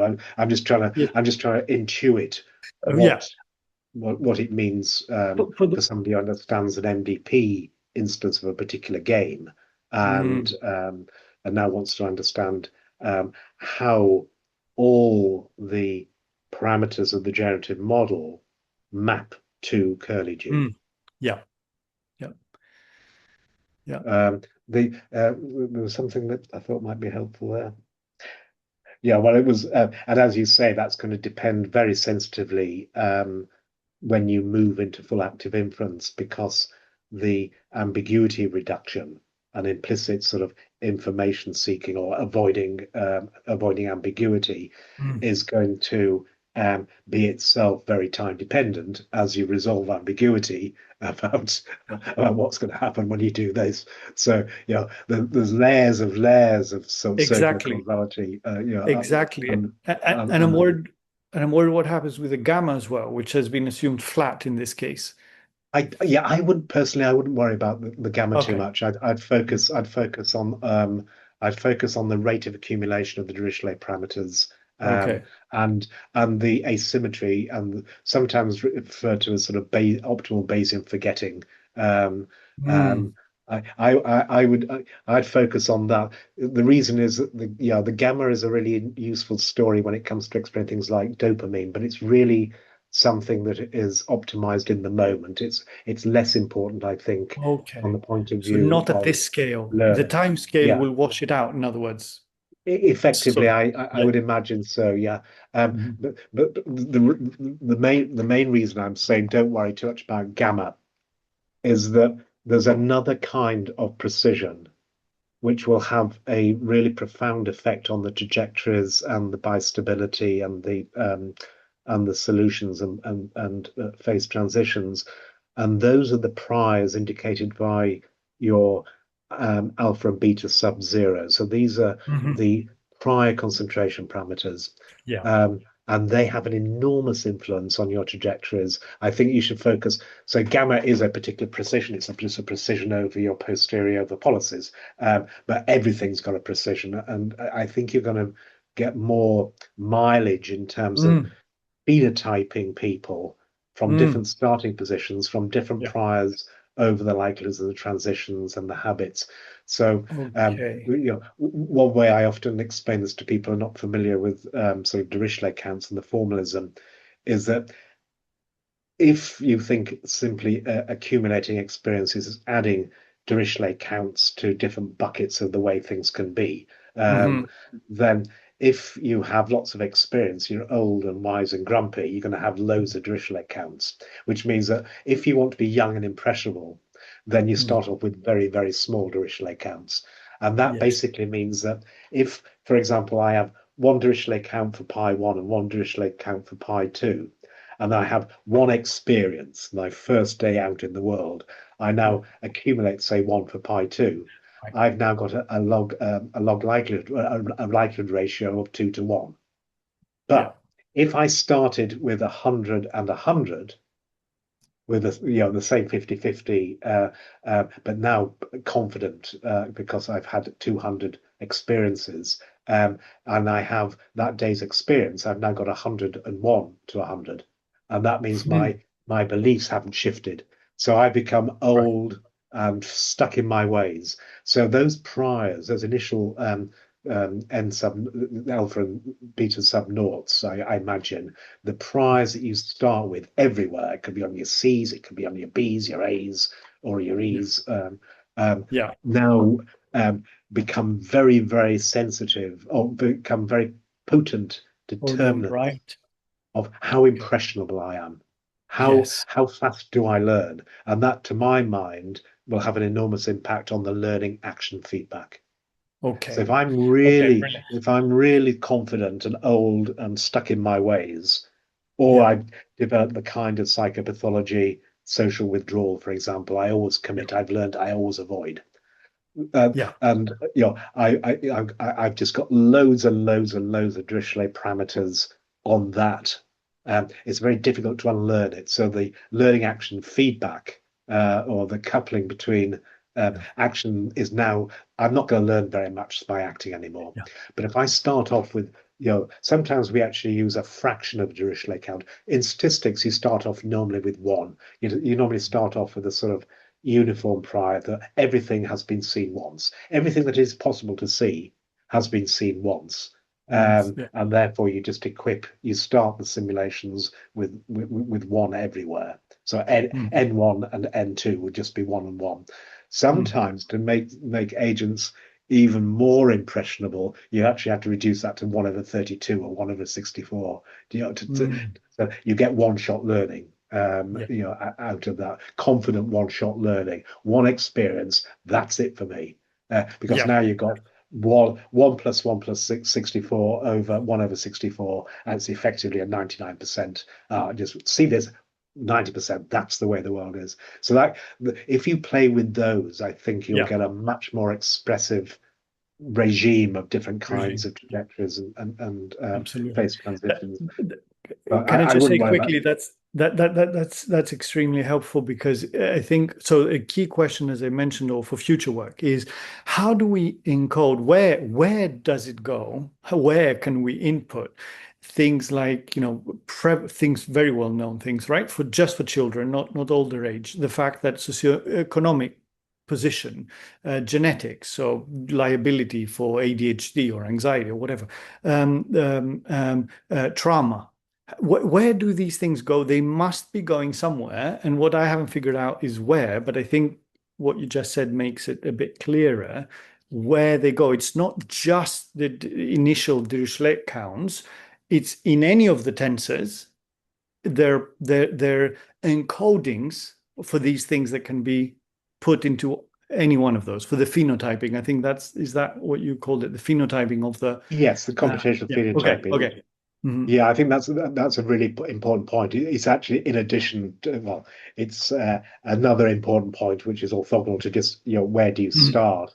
It's how do you accrue them? So the accruing of the Dirichlet counts is not one being or that there or there. It's basically outer product of your posteriors. And of course, if you're uncertain, that means you're going to distribute your Dirichlet counts more evenly, and you're going to become very wise and know nothing. So the kind of person that's grown up in a chaotic family system, for example, that is always uncertain about states of affairs. So when they put their Dirichlet counts into their tensors, which could be a likelihood tensor, it could be transition tensor, whatever, they're literally diffused because of the uncertainty, the entropy of the posteriors. So you're absolutely right. Getting precise inference, not about before the learning, is necessary to have precise learning. So you've now got, as usual with a mean field approximation, but here the mean field approximation between inference over states and inference over parameters really hits you hard there. If you don't have confident beliefs about, say, take the likelihood mapping, you've got sort of beliefs about sort of 2 states and there are 2 observations. And initially, everything is terribly ambiguous because you just haven't seen the world before. But if you are ambiguous, then your posterior is going to be flat. And when you add the Dirichlet counts, it's basically the outer product of the observation and your posterior over your states. And if your posterior states is flat, you'll just be adding ambiguity. To your likelihood matrix, but now you're actually learning confidently this is a completely ambiguous world, which can be very pathological. So what you were saying about where do you put the uncertainty and where do you put the hyperparameters or the priors that underwrite the evidence accumulation and inference is really important. And I think you're speaking now to another aspect where gamma could gamma would play that role, for example. So if gamma was sort of very had a very precise beliefs about what I'm going to do next, then that means that when I accumulate the observation of what I did in my E vector, I'm always going to be putting nearly 1 in one bucket or the other. But if I've got a gamma which is much less than 1, so I got a very imprecise high temperature belief, that has high entropy, I'm going to be putting sort of 0.6 and 0.4 in my E, and I'm going to be accumulating a very ambiguous sort of 50-50 kind of habit. I just will never know, and then I'll learn that I'll never know what to do. Yeah. And I'm going to be, it won't be learned helplessness, but it'll be learned ambiguity, Right. in terms of, so that I think your last point, I think, was an important one, that it's not just about the Dirichlet prize, it's also the interaction with the inference prize that, they're going to have to be unpacked in as you explore all the different ways in which the prize can impact and manifest in terms of the putative phase transitions. And if it helps, you can sell this through the complete class theorem. So in any kind of computational phenotyping, you can always say there exists, under a first principle account, an explanation for any observed pair of loss functions, in this instance the C functions, the C vectors, the prior preferences, and observed behaviors, the pies, that is Bayes optimal under certain prior beliefs. And that basically means, if you can find the right prior beliefs or empirical, posterior beliefs, after some experience, that explain the observed behavior, then you've got a complete characterization under the complete class theorem, which, put another way, which means there must exist, under a first principles account of any observable behavior, a complete phenotyping of any child in terms of their prior beliefs somewhere. Obviously, it's a big space of prior beliefs, but they must exist, irrespective of, well, if you can formulate your identification of the parameters that best explain their behavior in terms of some aspects of the generative model, then you've done it in terms of the prior beliefs entailed by that generative model, and therefore you're conforming to the complete class theorem, which just it makes things much simpler when you're motivating this kind of stuff. You must be getting tired now. Let me just whip through the papers just to see if there's anything useful that comes to mind. There we go. Share. Am I allowed to share? Oh, there we go. Select a window onto that window. Let's share that. And then you should see yourselves. Oh, good. I don't know whether you've engaged with the Active Inference Institute. If you haven't, and you've got all this GitHub, it might be just worthwhile seeing if there are any ongoing projects, and or whether there is a directory of resources that you can include your GitHub and paper contributions to, just so people have an easy point of access. You may also find that there are ongoing projects that speak to your interests, but more importantly, I think just socializing and exposing the work is something that the Active Inference Institute could be helpful in doing that. I was expecting you to mention Scott Kelso's work. Do you know Scott? No, I don't. I don't actually. Then you need to, because he'll come and shout at you if you don't talk about him. He's a delightful but pugnacious Irish theoretician who currently works in Florida, but spends some of his time in County Down. I can't remember where he is now. But the reason I bring him to the fore is that he has spent his entire life talking about the importance of phase transitions in understanding explaining behavior, and the reason that he got into that game was about must be 30 if not 40 years ago. He did a visiting scholarship with Herman Haken, and learned about sort of order parameters and synergetics. Took what he understood as a neurobiologist and a theoretician, and then developed his whole his view of this importance of phase transitions in behavior. So this is not learning, but the maths might be similar. And I think he's one of the first with the motor movement That's right. work. Yeah. Yeah. And there's a Yeah. model SK That's HK. right. Yeah. B. Yes. Yeah. Brilliant. Yeah. Yeah. Haken's We'll go back to his work. Yeah. Yeah. I will go yeah. back Well, to I just think, if you don't cite him, he'll Yeah. come after you or me. Absolutely.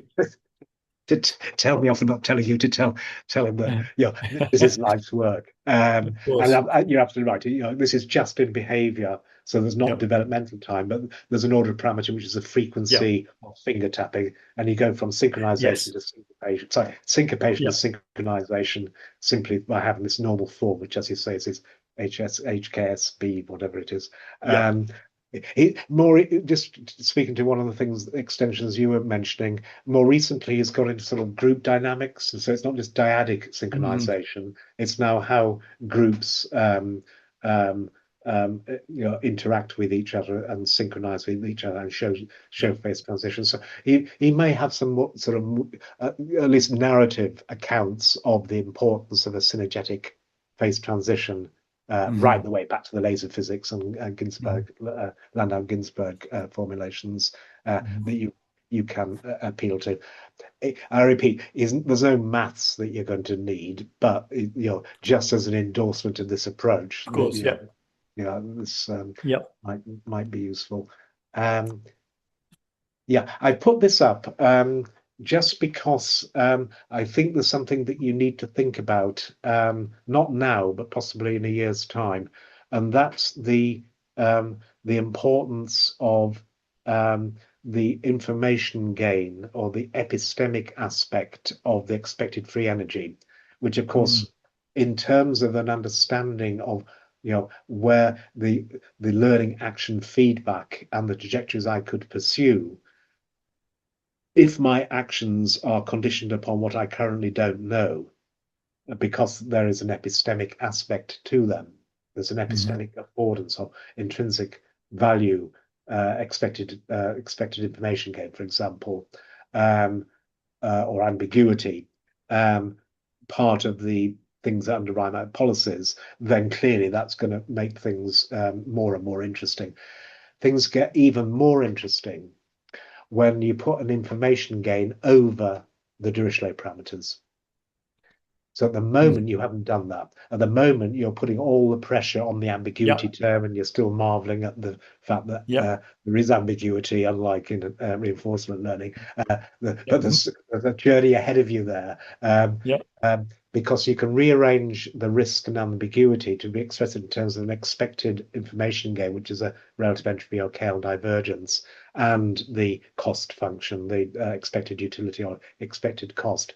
But you can also now put the KL divergence or the expected information gain not over the states, what's going to happen if I do that, but over the parameters themselves. So what will I learn if I do that?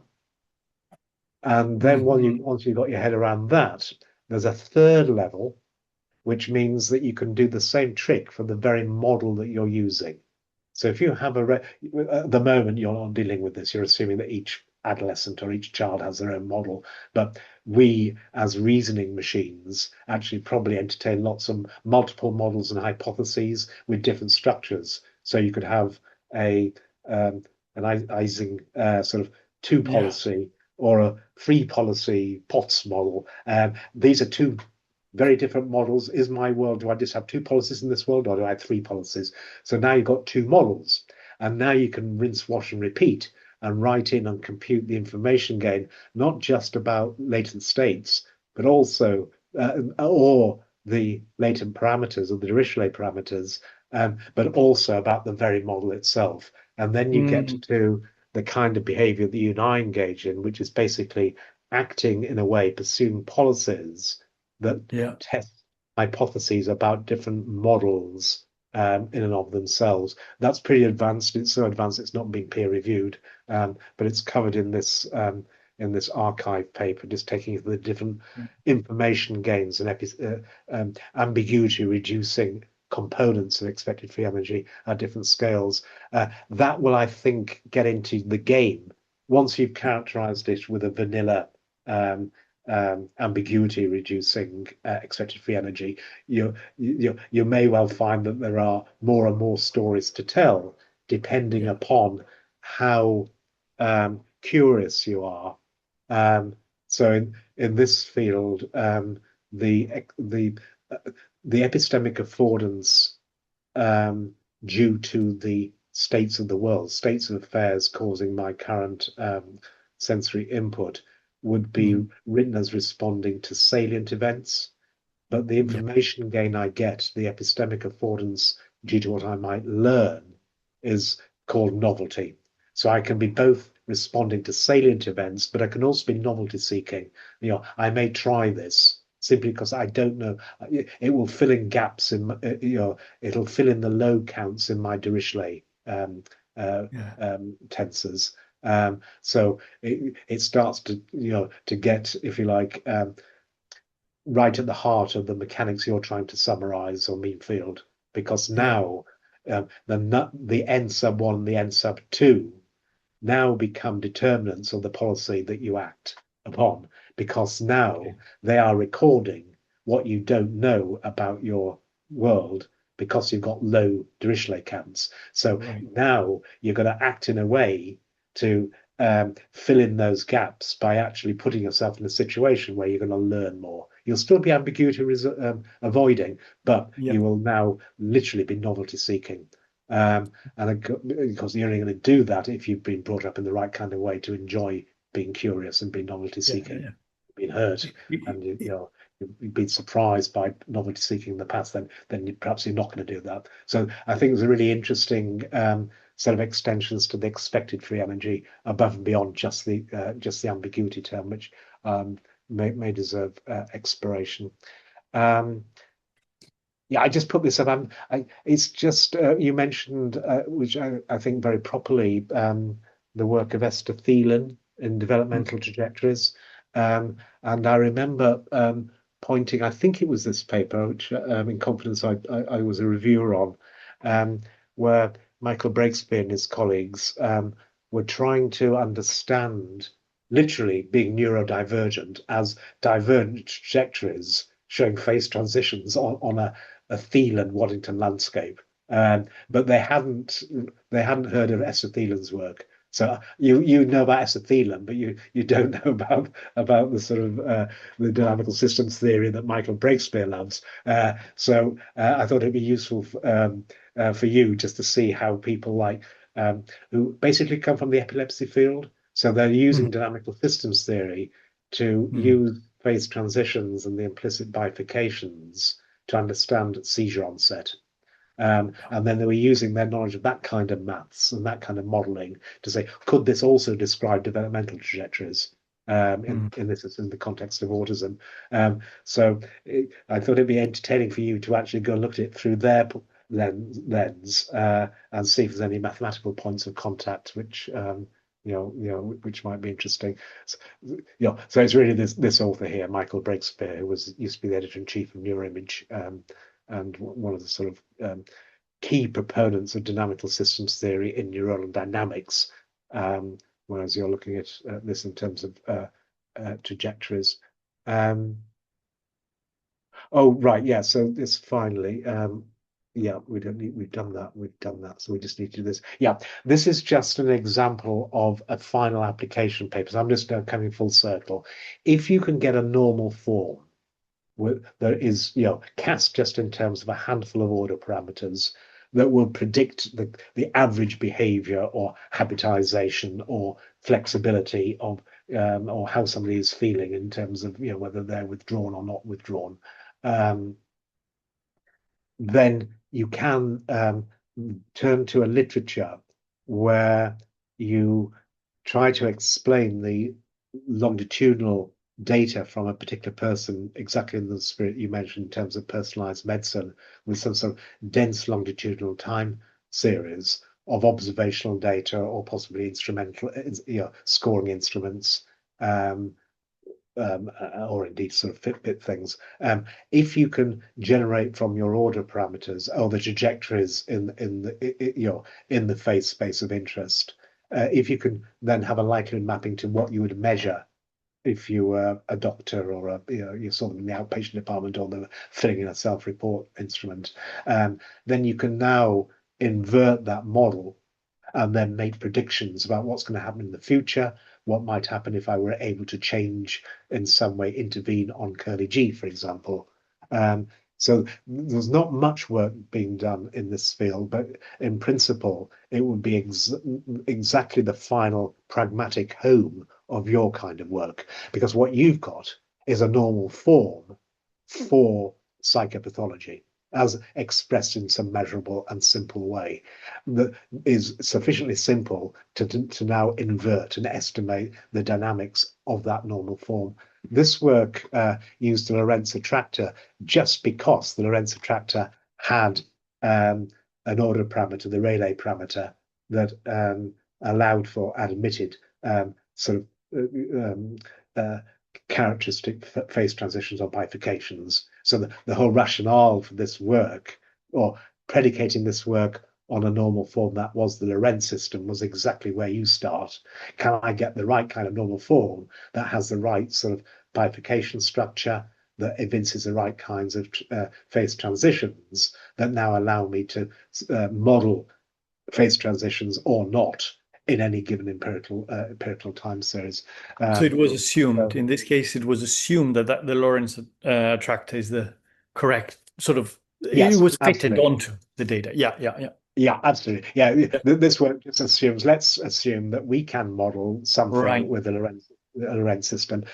Why a Lorentz system? Well, everybody else uses it, whether it's actually in laser physics, also using laser physics, interestingly. But yeah, it's a kind of choice that you'd make if you went into evolutionary theoretical biology. You were looking at some predator-prey relationships. Then you go to a generalized Lotka-Volterra system. But the Lorentz system is even simpler.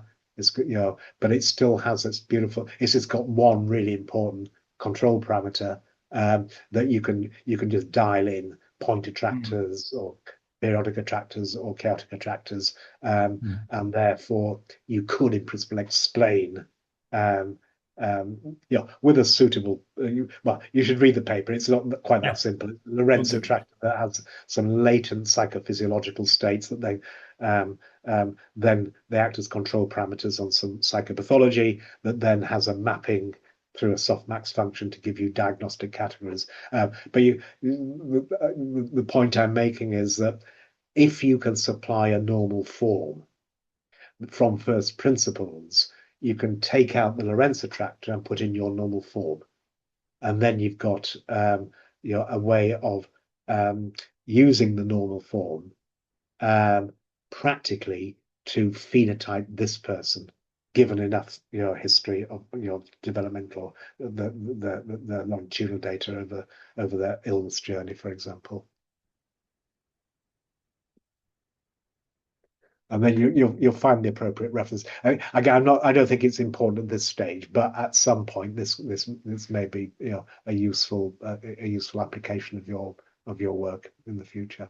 Absolutely. And I'm wondering even if the same data could be used, that would be even ideal. So just changing the normal form. Right. Well, yes, that's interesting. My suspicion is, well, it might. Yeah, this was work done with one of the key architects of something called the High Top project.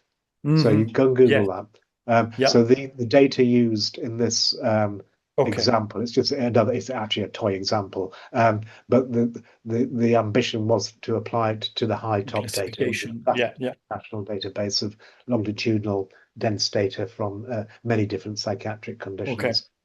So they may have that. I don't know, I'm afraid. We use very simple data to do this. I think psychiatric diagnoses, schizoaffective, schizophrenia, depressed. Okay, that was about it. All that we had every week or so. Yeah, excellent. So I finished my stream of consciousness.